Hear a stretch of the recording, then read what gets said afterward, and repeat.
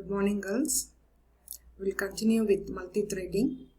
In the last class, we saw about the introduction to multi-threading and the various states in the life cycle of a thread. Today we are going to see how to create a thread. So creating threads in Java we are going to see in today's class. So you can create thread in Java by two ways. With the help of a thread class and with the help of runnable interface. So Java defines thread in two ways. So by extending the thread class or by implementing the runnable interface.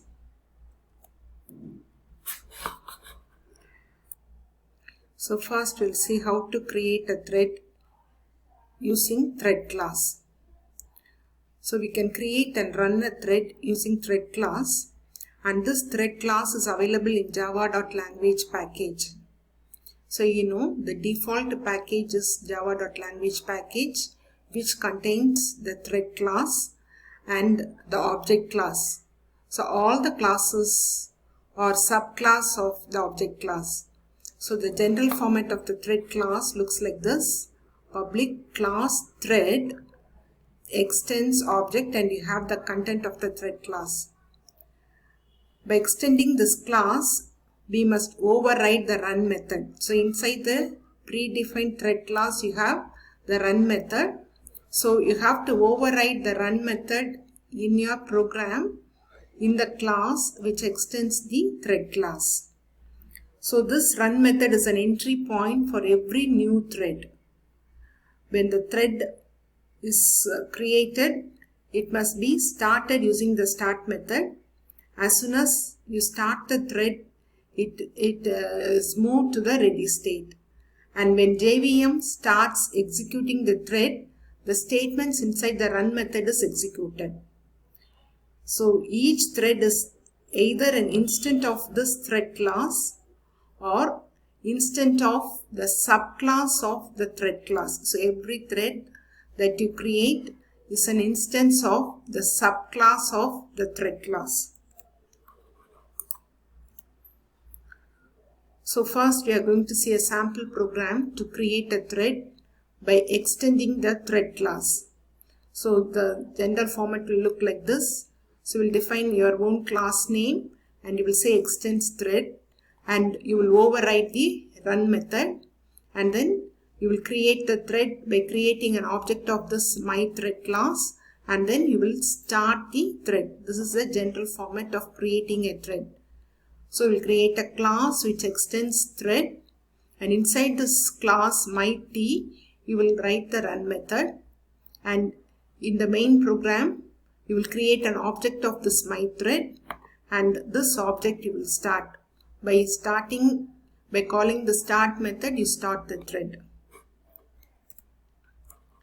So the program will be like this: class name, extends thread. So this class name new thread is the name that is given by the user. This is a new thread we are going to create. So inside this class, you have the constructor. In this constructor, you call the super constructor or the super keyword, which in turn will call the constructor of the predefined thread class. So you call the super constructor, and then to show that this is the thread, we are having a print statement, and then you start the thread. So every thread should have the run method. So inside the run method, actually you write the statements for that thread. So I told you a thread is a small part of the program which can be executed independent of the other parts of the program. So the statements which comprise the thread will be executed or will be written inside the run method. So here we have a simple program to execute a for loop 5 times. And every time the loop goes to a sleep state for 500 milliseconds. So the loop goes to a sleep state by calling the sleep method which is inside the thread. And inside the run method, just we have a for loop.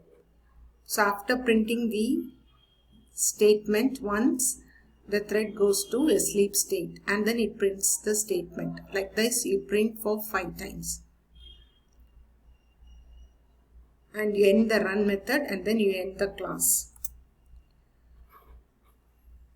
So we have the main program.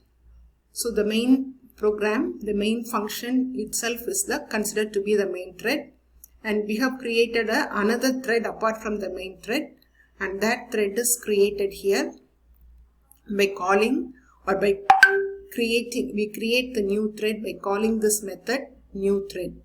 So the new operator creates the new thread, and inside the new thread, in the constructor, we call the start method. So the new thread will be started. So now we have 2 threads, main thread and the new thread.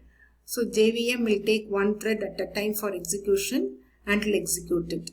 So here in the main method again we have another for loop, and we print the content main thread and then the value of 5.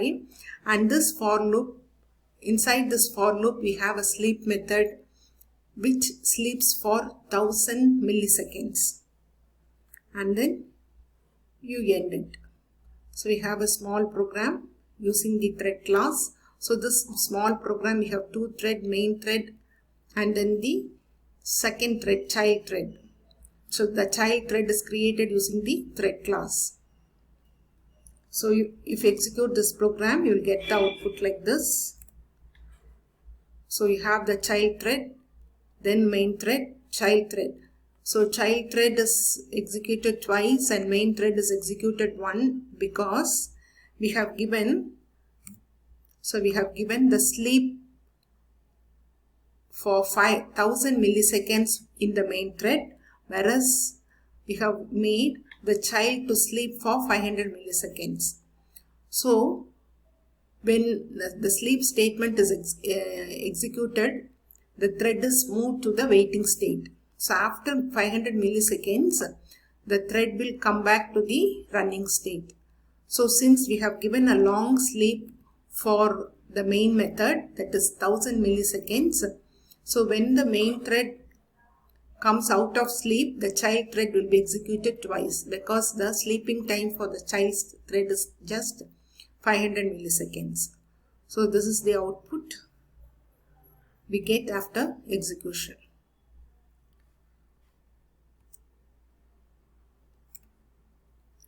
So next we are going to see creating thread using runnable interface. So we can also create thread by runnable interface. Again, this interface is available in java.language package. This interface contains the declaration of only one method, that is the run method. So, in the interface, we have only the empty implementation of the method. The method has to be expanded and the actual implementation code for this method has to be included in the class which implements this runnable interface. So it is important to understand that run method can call other methods and use other classes, and it can declare variables just like any other main thread. When we create a thread using runnable interface, we have to pass an instance of the class that implements this interface to the thread constructor of the argument. This is how we differentiate the first method from the second method. That is, when you use runnable interface, you create an object of the class which implements the runnable interface, and that object is passed as an argument to the thread class. So we'll see an sample program. So the thread has several constructor thread class. So one such constructor accepts the runnable interface and then the string. So here thread OB is an instance of the class which implements the runnable interface. So when you create the thread using the new method, the thread is created, and every time you have to use the start method to start the thread. So you create the object. So the general format of the thread creation using runnable interface will look like this. you have a class name implements runnable. And inside this class mighty, you will have just the run method. And in the main method, what you will do is you will create an object of this mighty, and that object is passed as an argument to the thread. So the thread, create a thread, and to that thread you pass the argument of the object which implements the runnable interface, and then you start the thread. So here is a sample program.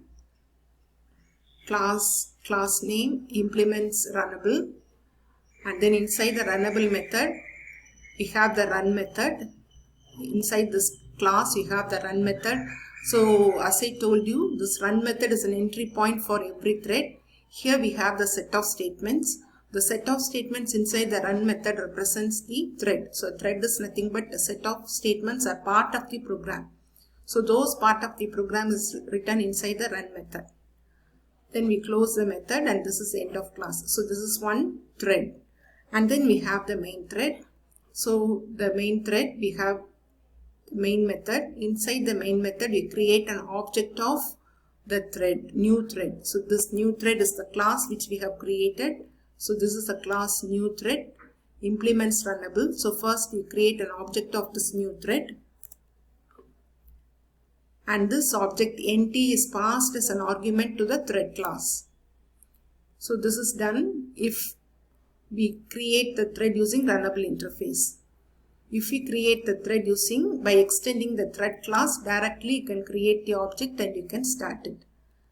If you create a thread using runnable interface, then you will create the object, and the object is passed as an argument to the thread class, and then you start the thread.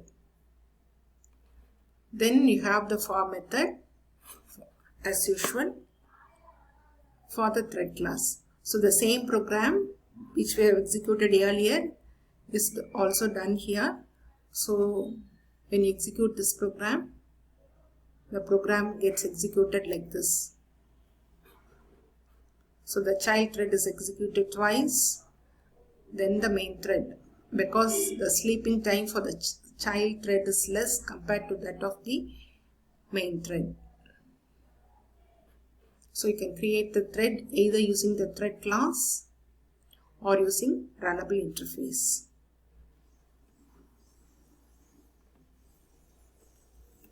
Thank you, girls.